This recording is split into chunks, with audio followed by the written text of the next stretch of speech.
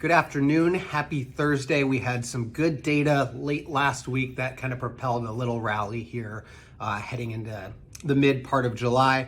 Plus, we'll give kind of a sneak peek at the Fed meeting and the GDP numbers that are coming up next week. My name is Steele, financial advisor with Mainsail Financial Group.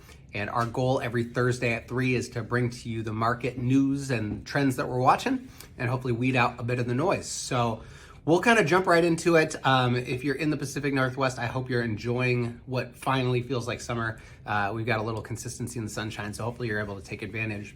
But I want to start this week by going back to just last Friday. So obviously we do this every Thursday. The day after our last session, there were some pretty good data points that came out that actually I think led to a little bit of this, smaller rally that we've started to see since.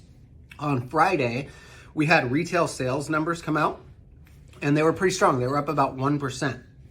And the reason that this was such a great data point, and I think has led to a little bit of this rally lately, is because there was a lot of concern about the consumer. There was a lot of concern about how inflation has maybe taken the consumer out of the market, and maybe some signs that all this inflation is starting to work its way through the system. This data point obviously shows that the consumer is still spending, which may sound strange. I realize that, but spending is good for our economy. It obviously, fuels the businesses that comprise the markets. So that was a good data point as far as the markets go. Plus, on Friday, we had the University of Michigan consumer sentiment number come out, and that was higher than expected as well. Obviously, in a period where all you hear about is negativity and recession and inflation and interest rates, the consumer sentiment is still, or at least this month anyways, was a little bit higher. So that was really good to hear, again, in a period where it seems like all we hear is negative news. So I think that those two items in combination, obviously Friday was a great day in the market, but led to that, and then obviously a little bit of carry out through this week as well, which is, kind of slowed a bit, but nonetheless still giving us a little bit of a bounce in the last few days.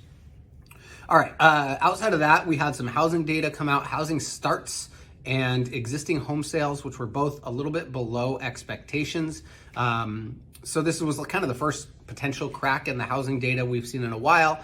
On top of that, believe it or not, we're at the lowest mortgage applications in over 20 years. So I think since like 2001, I believe, was the last time it was this low.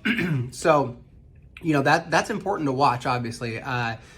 It's with inflation, depending on how the rest of things carry out, it can be a matter of time until that starts to affect, the housing market. Now, with some of the government programs that were put in place, it maybe delayed that fuse to some degree, and possibly we're starting to see that now. Now, it is way too early to say that is the case for sure, but with rising rates, and the inflation challenges we've been facing, it's possible that may start to work its way through the real estate market in the future. So we'll be watching the housing data very, very closely. And I think we've got some data points coming out next week that we'll pay close attention to as well.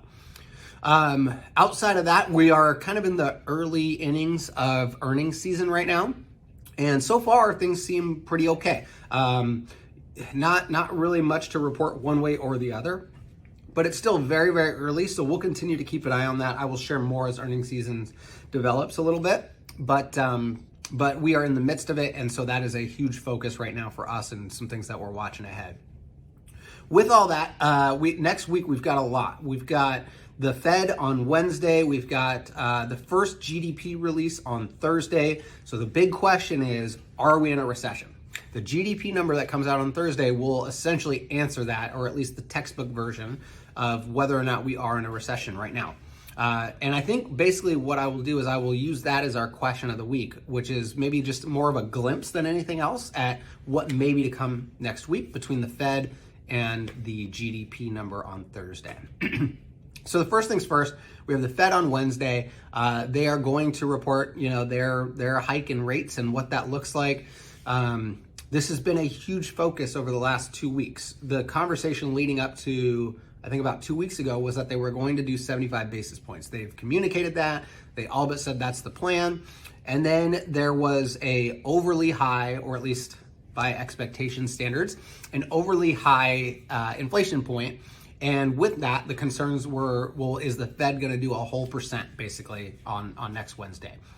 And I don't know that that's off the table the way that they acted last time. So ahead of this, the Fed has been very, very dovish, which means basically conservative. They haven't raised rates. They've been very accommodated until that last hike where they really kind of realized, they think, the severity of what's going on and wanted to maybe get a little more aggressive, probably to give them a little room as well if they need to pull rates back down. I think that's a big part of this.